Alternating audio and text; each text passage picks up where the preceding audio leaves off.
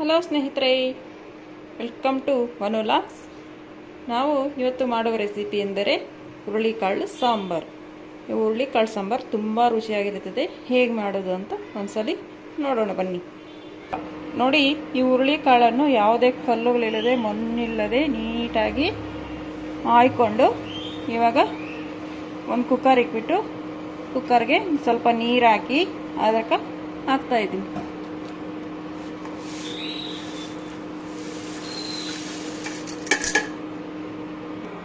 ಇದಕ್ಕೆ ಯಾವುದೇ ಉಪ್ಪು ಸೇರಿಸಬಾರದು.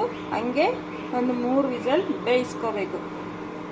ಕುಕ್ಕರ್ ಲಿಡ್ಡನ್ನು ಕ್ಲೋಸ್ ಮಾಡಿ ಬೇಯಿಸ್ಬೇಕು.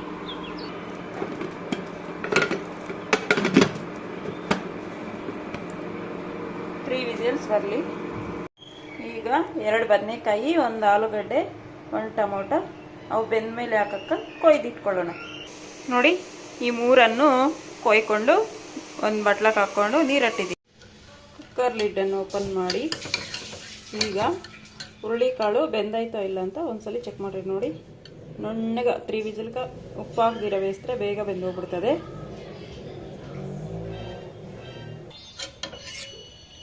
ಈಗ ಕಟ್ ಮಾಡಿರುವಂತಹ 1 ಟೊಮೊಟೊ, ನಂತರ ಆಲೂಗಡ್ಡೆ,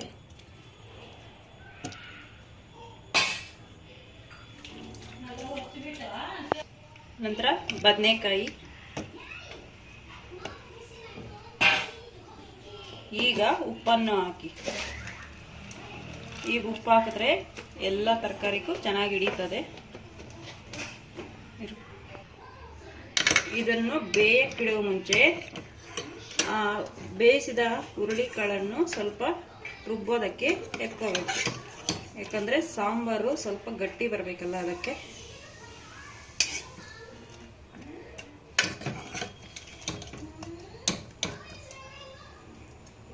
ಇಷ್ಟು ಎತ್ಕೊಂಡಿದ್ದೀನಿ. ಇವು ರುಬ್ಬೋದಕ್ಕೆ. ನಂತರ ಇವು ಬೇಯಕ್ಕಿಡಬೇಕು. ಇವು ಬೇಯೋ ತನಕ ಸ್ಟವ್ ಮೇಲೆ ಇರಲಿ. ನೋಡಿ, ಈ ಬೇಯಿಸ್ಕೊಂಡಿರೋ ಹುರುಳಿಕಾಳಕ್ಕೆ ಸ್ವಲ್ಪ ಹುಣಸೆ ಹಣ್ಣು ಹಾಕ್ಬಿಟ್ರೆ ಅದ್ರಾಗಿ ನಂದ್ಕೊಳ್ತದೆ. ನಂತರ ಒಂದು ಮಿಕ್ಸರ್ ಜಾರ್ ತಗೊಂಡು ಅದಕ್ಕೆ ಸ್ವಲ್ಪ ಕೊಬ್ಬರಿ,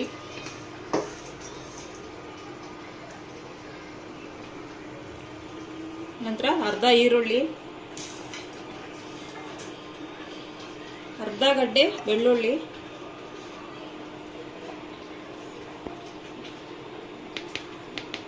ಒಂದು ಸ್ಪೂನ್ ಸಾಂಬಾರ್ ಪೌಡರ್,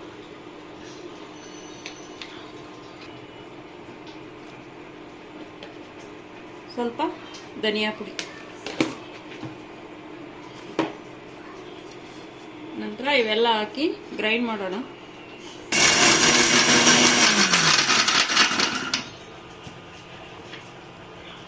ನಂತರ ಬೇಯಿಸಿದ ಹುರುಳಿಕಾಳನ್ನು ಹಾಕಿ ಈಗ ಸ್ವಲ್ಪ ಅರಿಶಿನ ಪುಡಿ, ನಂತರ ಸ್ವಲ್ಪ ನೀರನ್ನು ಹಾಕಿ ಚೆನ್ನಾಗಿ ಗ್ರೈಂಡ್ ಮಾಡಿ. ರುಬ್ಬಿದ ಮಿಶ್ರಣವನ್ನು ಬೇಯುವಂತಹ ಹುರುಳಿಕಾಳಿಗೆ ಹಾಕಬೇಕು. ನಮಗೆ ಯಾವ ಅದಕ್ಕೆ ಬೇಕೋ ಅದಕ್ಕೆ ನೀರನ್ನು ಹಾಕೋಬೇಕು. ನೋಡಿ, ಈಗ 2 ನಿಮಿಷಗಳ ಕಾಲ ಬೇಯಕ್ಕಿಡಬೇಕು.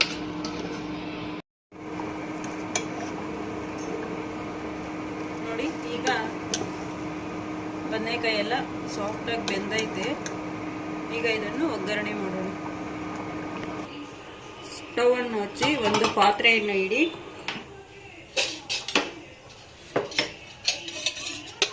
ಇದಕ್ಕೆ ಸ್ವಲ್ಪ ಎಣ್ಣೆ,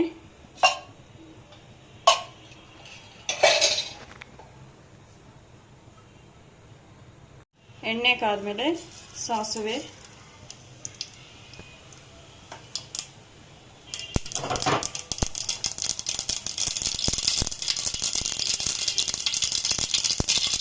ಸಾಸಿವೆ ಚಿಟಪಟ ಅಂದಮೇಲೆ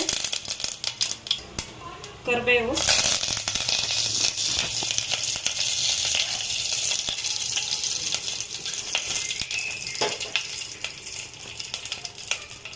ಬೇಯಿಸ್ಕೊಂಡ ಹುರುಳಿಕಾಳು.